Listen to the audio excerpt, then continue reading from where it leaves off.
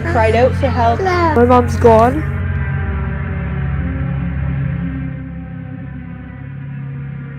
I was browsing YouTube late one night when I stumbled across a series of home videos that didn't look like your typical family footage.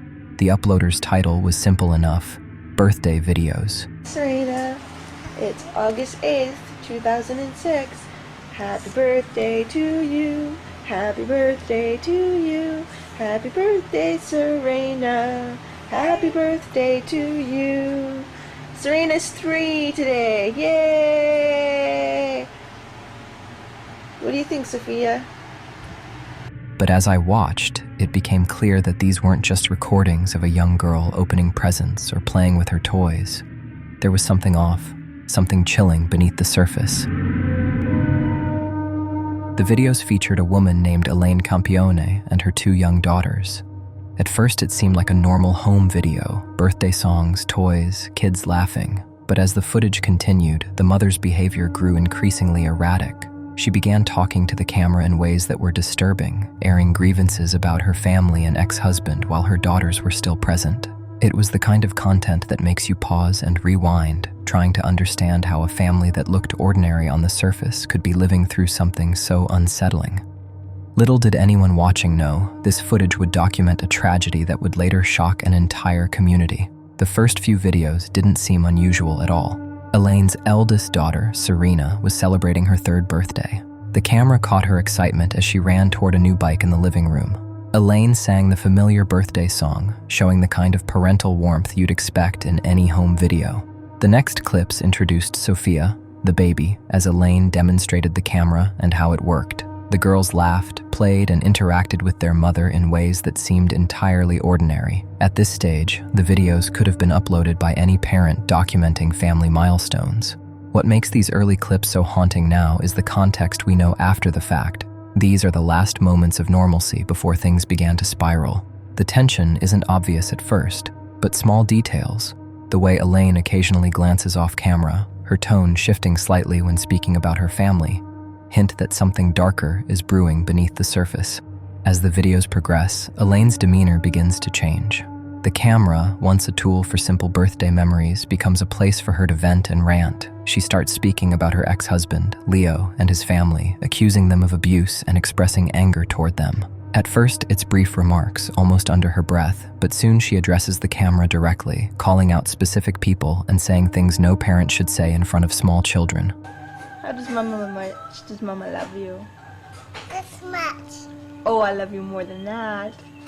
Hey, Serena, who loves ya? Mommy. Who loves you the most?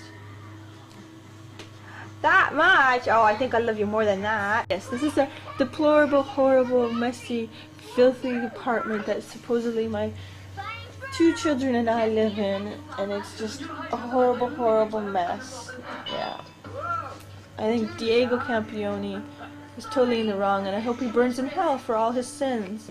The same as Leonardo. All I wanted to do was take care of my 2 little girls and live happily ever after the 3 years of physical, emotional, and mental abuse that I endured tremendously by Leonardo Campione, and then the past year from Anna and Diego Campione, the mental and emotional abuse, which wouldn't stop, and I had CAS keep bringing these 2 people into my life over and over again when I kept telling them the amount of mental and emotional abuse it was causing my 3-year-old daughter Serena and I and Sophia. It was horrible and uncalled for, and I want justice to my family for what they have all done to us. I cried out for help. They should have charged him for the assaults he did to me, the assaults he did to my oldest daughter Serena, and they did nothing for us. Instead, they gave him more and more rights. It's just unfair and cruel. And so many women go through this, and it's not fair. We should have been allowed to leave and go home and heal with my family, who, by the way, were foster parents, who have CS clearance, unlike his family, who are immigrants who lie and steal and do everything horrible and associate with very bad criminal people. My family doesn't. My family are all upstanding citizens. but yet he and his family get all the rights. And my poor 3-year-old, I did everything to protect. And what are you saying, Sophia? What do you want? Serena and Sophia are still in the room. They laugh and play at first, but gradually their behavior shifts. They fidget, hesitate, and glance at their mother with uncertainty. Elaine alternates between moments of tenderness, asking the girls who loves her most, and long, intense monologues about betrayal, injustice, and the hardships she believes her family caused. It's a disturbing mix, ordinary family life overlaid with mounting paranoia and anger. Even without knowing what comes next, the viewer can sense that something is seriously wrong. These clips aren't just snapshots of childhood. They're a window into Elaine's unraveling mental state and a foreshadowing of the tragedy that follows. What did you do? What, my Serena, your own little flesh and blood daughter, she might sit there and say, love you. You know what it was like? She would wake up in the night and tell me, Daddy hit you, Daddy hurt you. And I kept telling her it was just a bad dream. She remembered everything, Leo, everything that you used to do to me. She remembered what kind of life it was that for her. She was 3 and she remembered every little thing you ever did to me. Because you are the devil, Leo. You are the psychotic devil. And I should have stayed away from you the first time you beat me when I first met you, when I was, 21, 22. I should have ran away from you far then.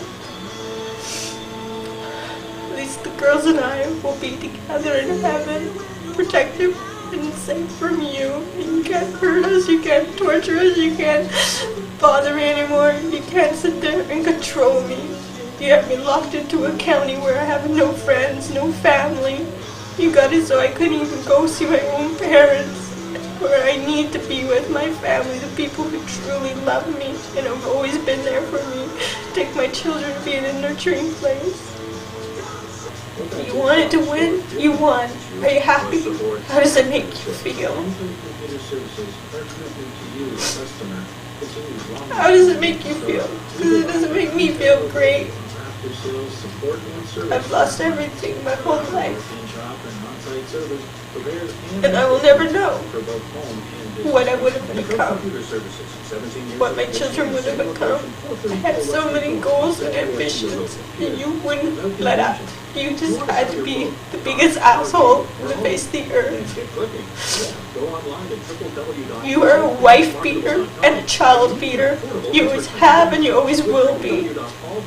On the night of October 1st, 2006, Elaine brings her daughters into the bathroom, framing it as a game. She instructs them to put their faces underwater and blow bubbles, something the children obediently do, thinking it's just a playful activity. Once the girls are under the water, Elaine holds them down until they stop moving.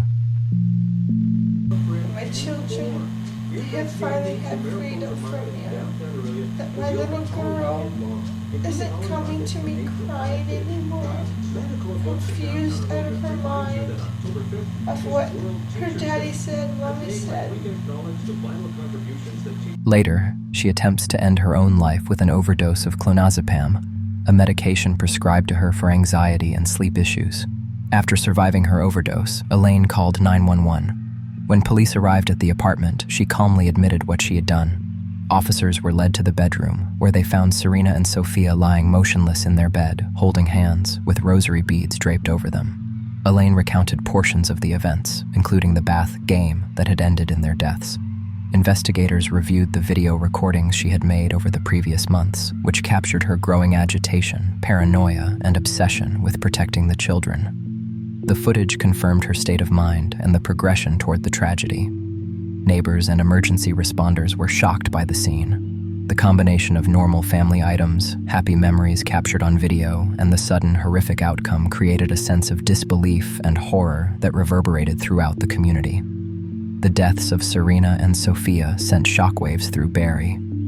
The trial of Elaine Campione did not begin until September 2010, nearly 4 years after the murders. During the proceedings, her defense admitted that she had killed her daughters, but argued that her mental state prevented her from forming criminal intent. Elaine claimed she did not fully remember the events, but did remember calling 911 after her overdose. The prosecution argued that the murders were premeditated, motivated by a desire to prevent Leo from gaining custody of the children. Evidence included the home video footage showing Elaine's escalating agitation in the days prior, and the autopsy reports confirmed the circumstances of the children's deaths. Bruises on their foreheads consistent with contact with the bathtub mat, and water in their lungs from drowning. After deliberation, the jury found Elaine guilty of first-degree murder. She was sentenced to life in prison with no possibility of parole for 25 years. YouTube can be a place for amazing creativity, but sometimes it hides something much darker. On one channel, a teenager named Mark Williams shared his passion for parkour, uploading videos of himself leaping across rooftops, climbing abandoned structures, and exploring empty industrial sites. His channel, Displace, wasn't just about stunts. It was about chasing a dream and finding connection in a world where he often felt alone. Mark started posting at 15, inspired by the creators he had watched for years. His videos gained attention for their daring content. Some viewers admired his skill, while others worried about the risk he was taking. But beyond the stunts, there was a story about loneliness, trust, and the search for friendship, a story that would take a dark and tragic turn. In the early days of Displace, Mark wasn't completely alone. His younger brother appeared in many of the videos, sharing in the stunts and the excitement. Watching them together, it was easy to see why the channel had a spark. There was trust, teamwork, and a sense of companionship that made even the riskiest climbs feel personal. But over time, his brother started showing up less and less. Mark continued filming, but the energy wasn't the same. He often mentioned on camera how much he missed having someone to share the experience with, sometimes joking to himself or talking through climbs as if he were keeping a silent partner company. My brother, who was part of the channel then, he's not now. I don't think he's coming back at all. He ditched me, leaving me by myself, and I've got a problem of talking to myself as well. I'm trying to stop that. Viewers could tell that the channel's dynamic had shifted. The thrill of parkour was still there, but the human connection that had made it special was fading. This period of isolation hit Mark hard. Growing up as a teen with few close friends, he relied on those who were around him, and the absence of his brother left him both emotionally and creatively adrift. The channel went quiet for months at a time, only to reappear with short bursts of uploads, promising more consistency. But the spark wasn't fully back. Just when it seemed like Displace might fade into obscurity, Mark found a new spark in the most unexpected way, through his comment section. A man named L.S. Ashdown reached out, saying he was a fan of Mark's videos and, coincidentally, lived in the same town, Uckfield. He offered to join Mark for a video, and for a creator who had been struggling alone, it felt like exactly the kind of opportunity he needed. When they finally met, the collaboration clicked. LS wasn't just a fan, he quickly became a filming partner and friend, appearing in videos and helping plan stunts. Hi guys, I'm back here with Lewis, and we're going to do the water treatment facility in Uckfield on the industrial estate. For Mark, it was a relief. He finally had someone to share the experience with, someone he could trust to be part of the adventures that had once only existed in his imagination. Viewers could see the difference immediately. Their videos had more energy, more coordination, and a sense of shared excitement. Mark often mentioned in live streams how important it was to have someone reliable by your side, someone you could watch out for in dangerous situations. For a time, it seemed like the channel, and Mark's world, was back on track. As Mark and LS continued filming together, their partnership became the heart of Displace. The videos weren't just about stunts anymore. They showcased a bond built on trust. Mark often made it clear in live streams that he was watching out for LS and vice versa, especially when they were climbing dangerous rooftops or navigating abandoned buildings. Fans could tell the two relied on each other, and it gave the content a sense of energy and authenticity that had been missing during Mark's solo period. Even so, Mark was facing real-life pressures. At 18, he had to think about getting a job and dealing with the responsibilities of adulthood. His back had started causing pain, and filming sometimes became physically difficult. In a live stream, he expressed doubts about the future of the channel, unsure if he could keep producing videos consistently. LS stepped in as more than just a camera partner. He was a motivator. He suggested locations, showed up in the comments during live streams, and encouraged Mark to push forward. With LS around, Mark felt renewed energy for the channel, and viewers noticed the difference. It wasn't just about parkour anymore. It was about friendship, trust, and finally having someone who seemed to genuinely have his back. In early 2021, Mark and LS planned a video at Buxted Hotel, an abandoned building in Uckfield. On the day of filming, something felt different. Mark was unusually drunk, which wasn't typical for his videos, and LS seemed nervous, an odd change from his usual calm presence on camera. Hi guys, I am with Lewis. Just having a little drink before we go and hit Buxted Park Hotel. The atmosphere was tense, but to anyone watching, it still looked like a standard Displace exploration. Mark trusted LS completely, following his lead as they navigated the empty halls and stairwells. What he didn't know was that LS had been manipulating the situation, encouraging Mark to drink and choosing an isolated location to ensure his friend would be vulnerable. To viewers, it seemed like just another daring parkour video, but behind the camera, the dynamics had shifted entirely. The setup created the perfect conditions for tragedy. Mark impaired, LS unusually anxious, and an abandoned building with no one else around. Nothing in the video suggested that this adventure would be the last one Mark would ever film, and the audience had no way of knowing the danger that was quietly unfolding. After filming at Buxted Hotel on May 29, 2021, Mark and LS were supposed to walk home, but neither made it back. That night, Mark had called his aunt to say he was heading home, and she could tell he was drunk. LS reassured her that he would get Mark back safely, so at first, there was little cause for alarm. Hours passed, then a full night, and still neither boy returned. The area they were last seen in was near dense forest and murky bodies of water, raising fears that they might have gotten lost or had an accident. Local police conducted thorough searches but found very little, leaving friends and family anxious and confused. Then came the strange reports. People claimed to have seen LS around town the next day, leaving a pub, visiting a movie theater, while Mark was nowhere in sight. This led some to speculate the boys might have run away, prompting public appeals and media coverage asking them to come home. Despite the sightings, Mark remained missing, and suspicion began to grow that something far more sinister could have happened. As the investigation unfolded, police began questioning LS and his friend Liam Hansen to understand what had happened. LS gave very little information about Mark's whereabouts, but Liam provided shocking details. He explained that LS had deliberately gotten Mark drunk that night, ignoring his protests and encouraging him to drink more than he could handle. Even when Mark asked for a non-alcoholic drink, LS secretly filled it with alcohol, ensuring that Mark was extremely vulnerable.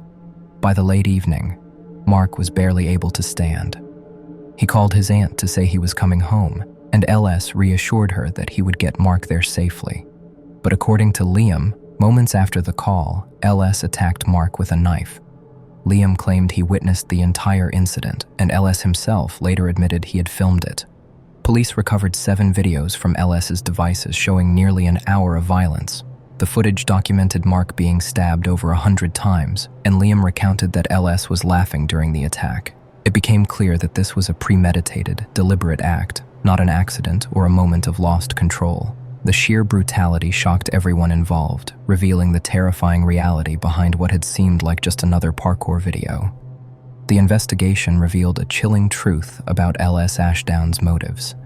He admitted that he hadn't acted out of anger or revenge.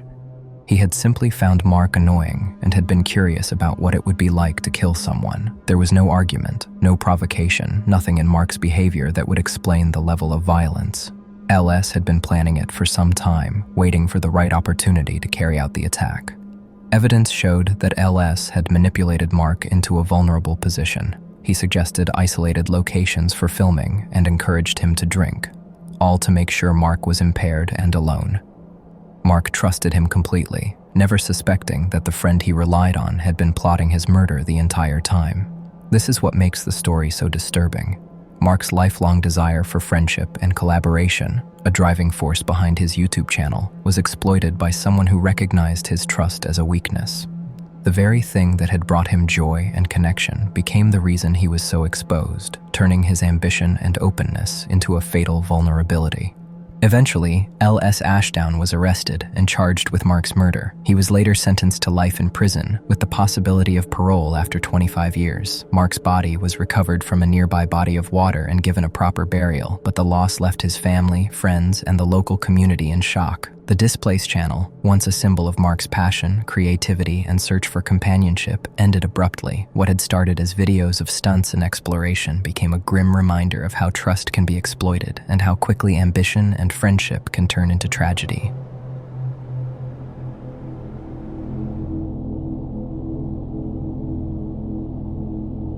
There are channels on YouTube dedicated to digging into real-life stories that are strange, tragic, or just plain horrifying. Some of these tales come from the news, some from social media, and some from the experiences of ordinary people that somehow ended in disaster. I've spent months watching these videos, following the trails, and collecting the details. Most of the stories are grim reminders of how quickly life can turn, and how a series of small decisions, or just bad luck, can lead to outcomes no one expects. One of the first stories that really stayed with me was about a boy named Harley Dilly. Unlike most of the other stories, this one wasn't about a crime spree or a criminal investigation at first glance. It started with a regular family, a normal neighborhood, and a teenage boy who loved video games and YouTube. But as it unfolded, it became clear that something had gone horribly wrong, and the story would end in a way no one could have imagined. What's up, boys? It's your boy, Harley Dilly. I'm back at it like a crack addict, and today, oh boy, the depression is over. The channel it's a channel. Harley Dilly was a 14-year-old boy living in Port Clinton, Ohio, and his life was a mix of ordinary teenage interests and unusual challenges. He had been diagnosed with high-functioning autism and oppositional defiant disorder, which sometimes made it hard for him to manage arguments or navigate conflicts at home. Small disagreements with his parents could escalate quickly, leaving both him and his family frustrated and stressed. On one occasion, after a dispute over a school computer, Harley ended up locked out of the house and recorded a video explaining what had happened. In it, he sounded scared and overwhelmed, a glimpse into how much even everyday events could feel like a crisis. Hey guys, what's up? It is Harley Dilly. Probably one of my worst days of my life. My mom wanted me to go with her to go get a friend, and I said I don't want to. I have work to do, so I want to go home and stay. So she said no. We argued for about a good 5 minutes. And then she snapped, and she locked me out of the house. So right now I'm outside. Yep, the house is locked. It is 3:30. I haven't ate anything, and I still haven't even got to get my work done. My mom's gone. She won't answer the phone. Despite these struggles, Harley had passions that brought him happiness. He loved video games, especially Madden, and spent hours on his YouTube channel, sharing his interests and connecting with an audience that appreciated his personality.